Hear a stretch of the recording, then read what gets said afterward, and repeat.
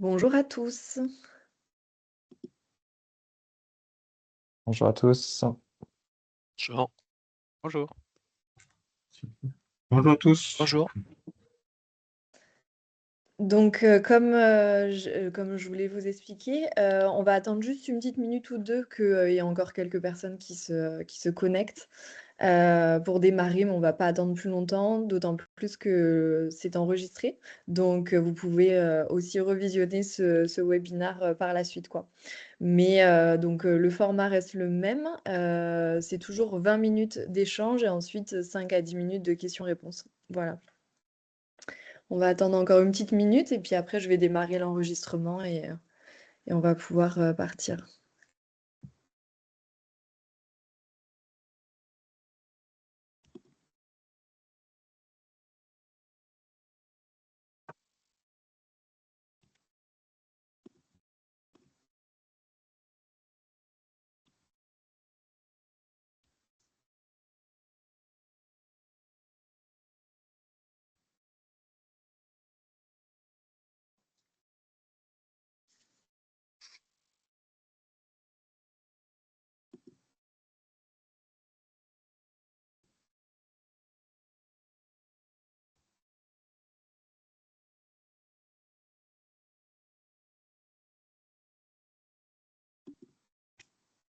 Bon, je pense qu'on peut démarrer là maintenant.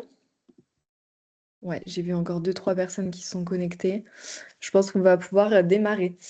Super. Merci beaucoup à tous de vous être connectés ce matin. Donc, c'est le premier webinaire effectivement aux ELIA organisé par Hub Francia, comme on est au mois de janvier, donc ce sera un webinaire mensuel. Donc, pour ouvrir cette année, on va être sur un partage d'expériences de cas clients par Thinkpulse et Crédit Immobilier de France. Donc, Timothée va prendre la parole sur ce sujet-là et a invité du coup Crédit Immobilier de France avec Jawad et Mathieu. Donc voilà, je leur laisse la parole maintenant. Et comme je disais, le format, c'est 20-25 minutes de présentation et 5-10 minutes d'échange à la fin. Si vous voulez notifier aussi des questions au fur et à mesure pour vous en rappeler, je crois que vous pouvez en tout cas déposer dans conversation une question ou deux et on y reviendra à la fin. Voilà, je vous laisse la parole. Merci beaucoup. Merci Marine. Bonjour à tous. Ce qu'on va faire peut-être, c'est se présenter rapidement de mon côté, Mathieu et Jawad côté Crédit Immobilier de France. Donc très rapidement, moi c'est Timothée, je suis le fondateur de Simpulse, une société basée à Lyon dans l'ingénierie, développement et expertise IA. Et on accompagne donc des PME et ETI principalement sur des projets sur mesure d'intégration d'IA. Et on va voir aujourd'hui un travail qu'on a fait conjointement, toi, qu'on a initié conjointement avec le Crédit Immobilier de France. Moi je suis Jawad Younouchlia. Je travaille au CIF depuis 5 ans. Je suis plutôt responsable des projets de digitalisation et notamment de l'espace client sécurisé. Et donc j'ai été en charge de la réalisation technique de l'implémentation de ce produit dessus, de cette application de support IT couplée à de l'IA. Voilà. Et donc Mathieu Norguet, donc moi je suis directeur de la production informatique et au travers de ce projet, on a souhaité moderniser et remplacer une, une activité qui était réalisée à l'extérieur, qui était capitalisée sur des technologies un peu innovantes et répondre à nos besoins de fonctionnels. Super, merci pour cette intro. Peut-être Mathieu ou Jawad, est-ce que vous pouvez me donner un petit peu de quelques mots sur le Crédit Immobilier de France, sur l'activité, la taille de l'organisation pour situer un petit peu pour l'audience avant qu'on rentre dans notre cas d'usage du support interne? Donc, le Crédit Immobilier de France est un organisme plus que centenaire qui aujourd'hui est en résolution ordonnée, c'est-à-dire que nous produisions des offres de crédit pour l'accession à la propriété pour nos clients. Or, depuis 2013, nous ne pouvons plus, suite à une décision de l'État, générer de nouveaux prêts et donc nous gérons de l'encours avec toutes les contraintes bancaires liées au crédit. Et sur notre partie IT, nous répondons effectivement aux besoins de nos différents services, notamment dans le cadre de cette résolution, donc avec une décroissance d'activité, en cherchant à répondre au mieux avec moins de moyens humains, techniques. Et donc l'objectif est bien de répondre à toutes ces contraintes. Super, très clair. Bah, du coup, ça fait une belle transition vers ce projet. On a été mis en contact avec vous à l'été dernier pour ce sujet d'automatisation du support interne. Est-ce que vous pouvez nous en dire un petit peu plus sur la genèse de ce besoin, en fait, hein, qui n'existait pas forcément avant, qui est apparu et comment on est arrivé à travailler ensemble sur ce projet IA? La genèse du projet, c'est effectivement une conjoncture de plusieurs choses. Une activité, comme je le disais, qui est décroissante, mais une volonté aussi du Crédit Immobilier de France de pouvoir former et initier ses collaborateurs aux nouvelles technologies, notamment l'usage de l'intelligence artificielle. Et donc, la décision a été prise de remplacer une activité qui était externalisée auprès d'un, qu'on appelle communément un call center, euh, de le transformer en une solution interactive pour l'utilisateur, du chatbot, avec lequel nos utilisateurs internes peuvent interagir pour exprimer leurs besoins ou leurs difficultés. Et l'objectif du chatbot est bien de qualifier au mieux leurs besoins, de manière à pouvoir ensuite les aiguiller vers les équipes traitantes, sachantes sur leur problématique. Super. Merci pour cette intro. Donc, ce qui a été assez intéressant avec cette expression de besoin de votre côté, c'est un projet assez original dans le sens où il ne peut pas être résolu directement par une solution qui existe sur le marché, parce que vous avez un fort besoin de l'intégrer très précisément par rapport à de la documentation qui existe depuis longtemps chez vous sur vos procédures de, de support IT, de création de tickets, etc. Donc l'adapter au contexte métier du Crédit Immobilier de France et aussi l'adapter à votre contexte SI, puisque vous avez des logiciels, des systèmes qui sont en place dans lesquels cette solution devait être parfaitement intégrée.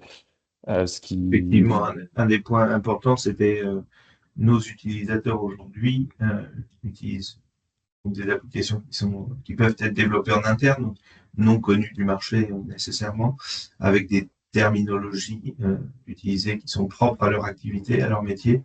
Et donc, l'objectif était d'avoir quelque chose de, de cohérent et qui sache répondre aux besoins de nos utilisateurs, malgré l'usage de termes pouvant être techniques ou très liés au contexte d'activité du Immobilier de France. Et donc, de s'adapter à ça.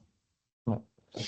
Et donc, partant de ce besoin de construire une solution sur mesure, on a donc conçu une approche un peu hybride et originale entre votre équipe et Simpulse, dans la logique que Simpulse, dans ce cas-là, n'a pas créé et développé la solution pour la livrer au Crédit Immobilier de France, comme on fait sur pas mal de projets sur mesure pour de PME et ETI, mais on vous a plutôt accompagné et coaché dans l'initiation du projet, puisque c'était un premier projet IA, si je ne me trompe pas, vous n'en aviez pas encore mis en place avant celui-là. Non, il s'agit bien du premier projet IA, effectivement, Connorsif, et le premier d'une longue série à venir. Voilà.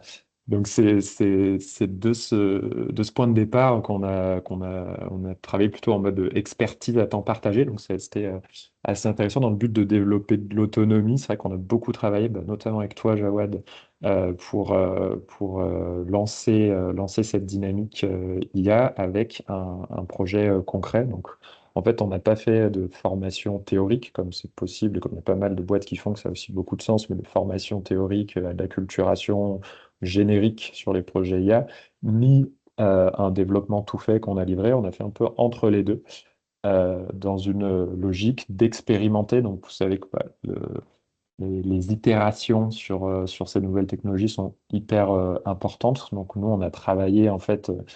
On avait un atelier avec l'équipe projet, notamment avec Jawad et d'autres personnes, par semaine, qui durait quand même à peu près 3 heures, et un peu de travail asynchrone, où à chaque semaine, on allait en fait prendre un sujet, un sous-sujet du projet, on va les regarder un peu ensemble après, pour en comprendre les tenants et aboutissants, apprendre des choses, enfin, apprendre des notions techniques clés pour ce projet de chatbot de support IT et tester. Donc voilà, on a fait beaucoup de tests, d'allers-retours, jusqu'à ce qu'on commence à obtenir des résultats intéressants et surtout jusqu'à ce que Jawad et ses équipes soient autonomes dans le développement et maintenant la mise en production de cette solution. Comme tout projet IA, il y avait une assez forte, enfin, un très fort équilibre à trouver entre le métier et la technique.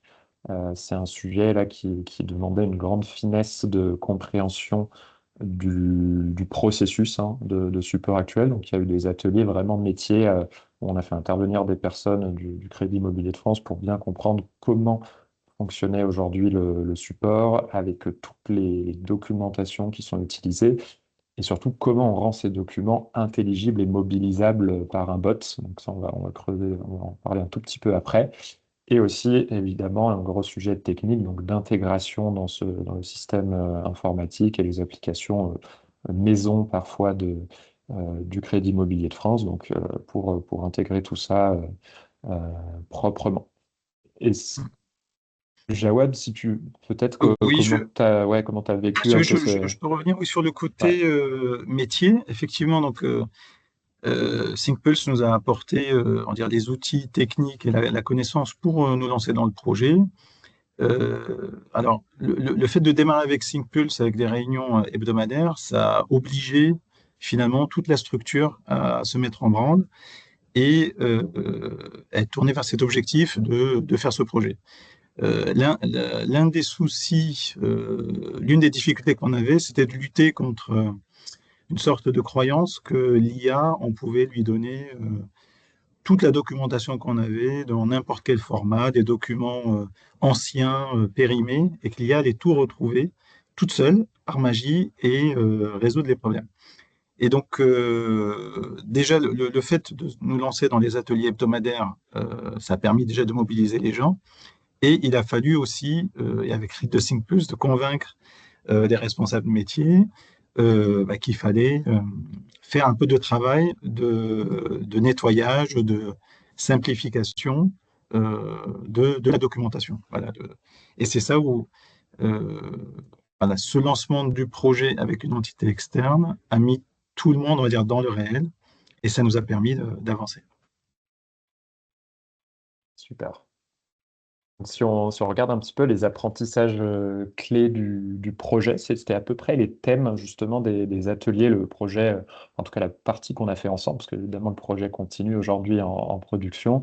L'initiation du projet entre le Crédit Immobilier de France et Simple, ça a, a couvert à peu près ces 7 grands thèmes chaque semaine, donc en mobilisant les différentes équipes, comme le notait Jawad, et des apprentissages en fait assez variés, mais toujours appliqués à ce projet-là, donc aux besoins qu'on avait de ce chatbot, et où on a découvert au fil de l'eau bah, tous les besoins de finesse pour que ça fonctionne bien et que ce soit pas un gadget. Donc on a commencé par une introduction à Python et l'intégration de l'API OpenAI, qui n'étaient pas forcément des choses que vous aviez fait avant dans l'organisation. On a fait un atelier sur le prompting, notamment des principes clés pour un chatbot de support, puisque c'est des projets de support client nous qu'on a déjà fait par le passé, donc on avait des bonnes briques et structures de réflexion, en tout cas, qui ont évidemment été largement adaptées ensuite ici pour le besoin spécifique. On a créé une web app ensemble qui a permis de tester, donc de chatter avec un bot de test pour voir là où il était bon et là où il était mauvais, et donc euh, itérer tout au long du projet. Cette web app, elle nous a suivis pendant assez longtemps dans le projet. Point 4, celui que Jawed décrivait, structurer les instructions et le contexte. C'est vrai qu'on peut pas, voilà, c'est pas magique, on peut pas brancher tout un SharePoint de 10 000 dossiers à un bot, ça fonctionne pas, ça fonctionnera pas correctement. Donc il a fallu structurer les instructions et donc structurer surtout le contexte du bot pour qu'il ait suffisamment d'informations et qu'il ait des informations assez propres à requêter pour fournir des réponses de qualité. On ne peut pas se permettre d'avoir un bot qui fournit des réponses approximatives ou fausses dans ce contexte-là. On a abouti surtout sur le point 6, qui est un système de RAG, pas très complexe, mais quand même voilà, un vrai système de RAG custom. RAG, ça veut dire Retrieval Augmented Generation, qui consiste à aller à structurer les données sources d'une certaine façon, donc ici en l'occurrence de la documentation métier et technique, et à permettre ensuite à l'IA de la requêter, d'identifier facilement les bonnes sources de données pour formuler sa réponse sans sortir de ce cadre-là. Hmm. Je peux faire une remarque, Timothée, ou deux remarques, Bien sûr. si on a le temps. Donc, effectivement, donc ThinkPlus nous a apporté un socle qui nous a permis de démarrer le projet. Et dans ce socle, il y a un point très important que je voyais pas clairement avant, c'était de forcer OpenAI, forcer ChatGPT à répondre dans un format structuré, donc en JSON. Euh, alors peut-être que tout le monde connaît ça, mais en fait c'est le moyen de pouvoir exploiter les réponses de ChatGPT pour ensuite nous faire des actions, c'est-à-dire créer des tickets dans un outil de ticketing. Et ça c'est vraiment très très important. Le deuxième point dans le SOC, c'est effectivement la web app. Donc, ils nous ont fourni une web app qui nous permettait en fait de jouer sur les prompts. Et quand je dis nous, on va dire quand on voit ce projet-là, alors on voit projet IA, ça peut être vu comme un projet technique avec besoin de beaucoup de connaissances. Et en fait, avec cette web app, on pouvait, bien sûr, il y a un côté technique derrière la web app qui est caché. Par contre, ça permettait à n'importe qui de voir que finalement, la grande partie du prompt, c'est du français, c'est du bon sens. Et en fait, des personnes non techniques pouvaient venir et sur un cas donné, faire des tests, ajouter une ligne dans un prompt pour correspondre à voilà, ce genre de choses. Donc cette web app aussi était intéressante pour fédérer des utilisateurs non techniques et de leur montrer que développer l'application était aussi un peu à la portée de tous et un peu de la responsabilité de tous finalement. Voilà. Super. Merci pour ces précisions. Et peut-être, on voit que le temps passe vite, on va bientôt prendre un peu de temps pour des éventuelles questions. Aujourd'hui, on a initié ce projet ensemble plutôt à la rentrée, fin septembre, octobre, novembre, on est à peu près. Où est-ce que vous en êtes justement dans ce chemin vers la mise en production de ce chatbot et puis l'autonomie sur votre stratégie IA? Donc l'application est en production depuis le 29 décembre. Donc, comme le disait Mathieu, le service, enfin le prestataire de support ne travaille plus pour nous, et donc c'est l'application IA interne qui se charge de qualifier les tickets et de le rediriger. Et donc là, justement, Mathieu était en train je pense, de faire un premier bilan au bout de 2-3 semaines d'utilisation. Voilà, juste, je peux dire, on n'a pas eu de crise, c'est-à-dire que le système a l'air de fonctionner. Effectivement, l'ensemble les retours utilisateurs aujourd'hui sont très satisfaisants. C'est-à-dire qu'on a répondu au premier besoin qui était d'avoir une interface pour nos utilisateurs pour qualifier leurs besoins, leurs demandes. Cette interface, elle est opérationnelle. Ils ont tous les éléments nécessaires à leur activité pour ensuite pouvoir suivre effectivement les demandes qu'ils ont pu faire au travers de ce chatbot. Et on a rencontré alors très peu d'anomalies finalement depuis la mise en production. Alors, il faut rester méfiant parce qu'effectivement, on a aujourd'hui 15 jours à 3 semaines de recul, mais aujourd'hui, on n'a pas de crise majeure sur l'usage de cette application-là. On a effectivement quelques ajustements à mener, mais qui sont plus des ajustements de contexte liés à l'activité et non pas des ajustements structurels de fonctionnement de l'application. Super. Est-ce que... Ouais, Jawed, désolé. Bon, et concernant l'autonomie, parce que tu avais posé la question, alors effectivement, comme je disais, il y a quand même des aspects techniques, mais ThinkPlus nous a fourni le socle, nous a aidé pour le RAG, mais voilà, c'est 2 points techniques, mais pas, on va dire, pas ultra complexe. Et donc sur la suite, on se sent quand même autonome et enhardi pour essayer d'autres applications IA dans d'autres domaines. Super. Vous savez déjà dans quel domaine ou quel service vous pourriez Alors, appliquer l'IA? il y a un challenge interne. Alors, les idées fusent de partout. C'est plutôt de sélectionner les plus réalistes, de voir celles qui peuvent être réalisées rapidement. Mais oui, c'est bon, soit des applications métiers sur du scoring d'utilisateurs, soit sur du gestion des clients contentieux. Mais on a pas mal de clients internes métiers qui ont pas mal d'idées. Et donc là, on va peut-être lancer ça prochainement. Super. Je me permets, merci beaucoup Timothée, Jawad et Mathieu. J'ai vu qu'il y avait déjà une question dans le chat et je crois qu'il y en a une deuxième qui arrive. Donc si ça vous va, on passe aux questions. On va déjà traiter celles qui sont dans le chat. Et puis si vous avez envie aussi, sans écrire, de poser la question, n'hésitez pas aussi sur le petit encart lever la main.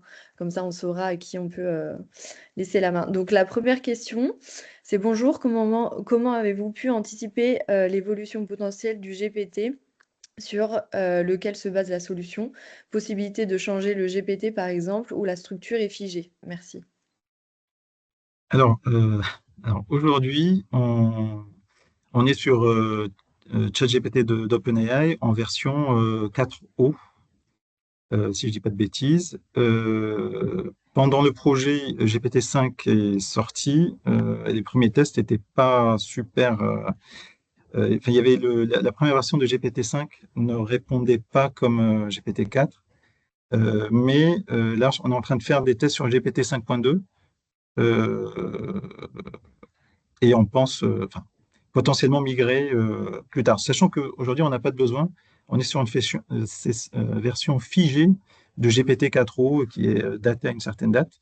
Et nous, ça nous convient effectivement pour ne pas perturber notre service. Mais effectivement, se pose cette question de montée de version. Voilà, les premiers tests sur GPT 5.2 ont l'air concluants, mais on doit faire des tests de non-régression et décider si on migre ou pas.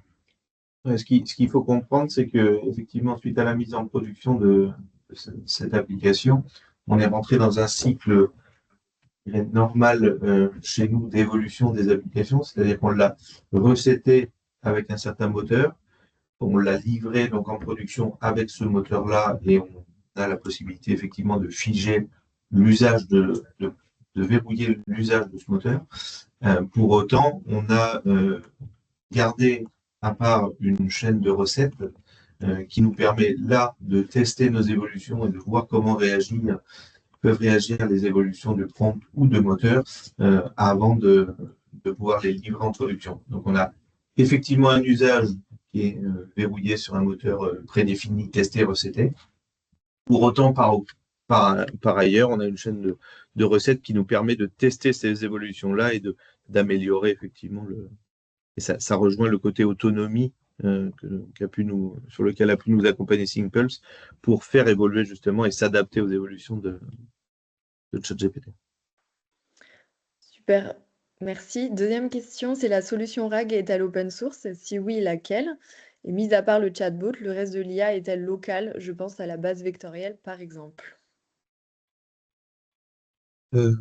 Alors, la solution RAG, c'est ce que nous a fourni en prototype SyncPulse. Donc, c'est que des solutions open source.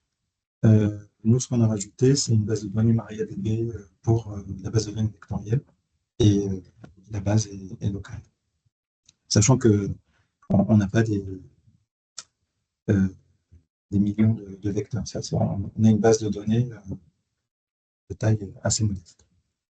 Et la solution RAG open source, elle est basée sur LangChain, principalement. Sachant qu'il y avait des contraintes aussi côté Crédit Immobilier de France, de ne pas voir sortir toutes les informations du Crédit Immobilier de France à l'extérieur. Je pense que c'est une des contraintes de beaucoup de services informatiques aujourd'hui. Et donc, c'est pour ça qu'on a choisi de l'héberger chez nous. Et je ne sais pas si on a répondu à la question, mais effectivement, tout est local, sauf les appels à ChatGPT, à OpenAI, qui se font par web service, et donc à l'extérieur. Vous m'entendez? Oui. Oui. J'en profite, du coup, je reprends. Et c'est exactement la question. Je vois bien l'API OpenAI, c'est juste pour faire parler le chatbot, mais après, d'un point de vue sécurité des données, c'est bien tout hébergé chez vous, parce que sinon, il y a toujours le risque un peu de perte de données. Donc la base vectorielle chez vous, le LangChain qui est local chez vous et tout ça. Donc ça répond parfaitement à la question. Est-ce qu'il y a d'autres personnes qui ont d'autres questions? Si c'est le cas, n'hésitez pas à écrire dans le chatbot ou sinon à lever la main, prendre la parole directement. Il reste juste 2 petites minutes. Alors, je continue, si personne n'a... Non, il y a chatbot et du RAG. Est-ce qu'il y a une notion d'agent aussi dedans avec des rôles spécifiques ou vous n'avez pas eu besoin? Alors non, on n'a pas eu besoin de développer ça. Voilà. Non, on est resté dans on va dire, dans un workflow relativement simple, sachant qu'il y a quelques questions qui peuvent être adressées à ChatGPT qui ne sont pas dans le flux principal, mais c'est des choses un peu secondaires. Mais Pour l'instant, il y a un agent en fait qui est un peu cet agent de dispatch, enfin de génération de tickets, qui va quand même créer des tickets de support dans votre système. C'est pas seulement un chat qui fournit une réponse et qui dit ah bah t'as oublié ton mot de passe, alors voici comment le récupérer. Il fait ça, mais il va aussi créer une fiche avec toutes les bonnes informations et les champs associés dans votre système de gestion de tickets interne. Et vous pourriez imaginer demain avoir un deuxième agent un peu plus spécialisé sur certains sujets, qui a un peu plus d'informations sur telle partie du support qui rebondit sur l'agent. C'est vrai que pour l'instant, si on appelle ça, c'est mono-agent, il n'y a pas encore de système agentique complexe. Oui. Ce que je comprends, c'est effectivement que le chatbot, soit il a un embranchement, soit il a la réponse dans votre documentation et il répond, ou il l'a pas et il ouvre un ticket, si je simplifie ma compréhension du système. Aujourd'hui, l'usage, il est à destination de nos utilisateurs qui, quoi qu'il arrive, pour des raisons de traçabilité, de suivi de la qualité, nécessite l'ouverture d'un ticket.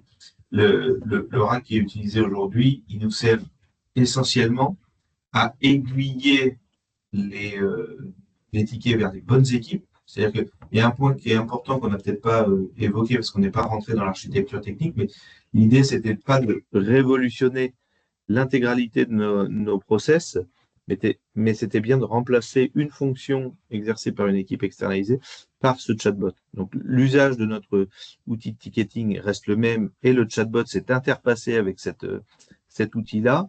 Et nos utilisateurs, finalement, viennent, au travers de questions-réponses avec le chatbot, qualifier leurs demandes et lui, en allant interroger le RAG, est ensuite capable, au travers de l'outil de ticketing, d'aiguiller la demande vers le service en charge de sa résolution ou de son traitement. Ok. À moins qu'il y ait une dernière petite question, sinon on va clôturer le webinaire. Bonjour, une dernière petite question, je ne sais pas si vous Allez, m'entendez. Oui, oui, désolé. pas de souci. C'est pour rebondir sur ce que vient de dire la personne avant. Sur donc, ce qui est envoyé en fait via l'API, il n'y a aucune donnée du coup qui est envoyée à l'API, c'est juste des formules de réponse. J'arrive parce que en fait, si un client dit je suis madame machin, je connais pas trop votre secteur, hein, je suis désolé. Mais voilà, c'est savoir qu'est-ce qui est envoyé en fait via l'API à ChatGPT. À ChatGPT, Oui, on envoie tout. En fait, on envoie la conversation et sauf que la conversation est enrichie avec le bon contexte pour d'accord. que ChatGPT puisse analyser l'échange, en fait, analyser en fait la première question de l'utilisateur, l'utilisatrice, avec notre contexte, et ensuite il va se poser des questions en, en se basant sur le contexte. D'accord. Et donc vous Et avez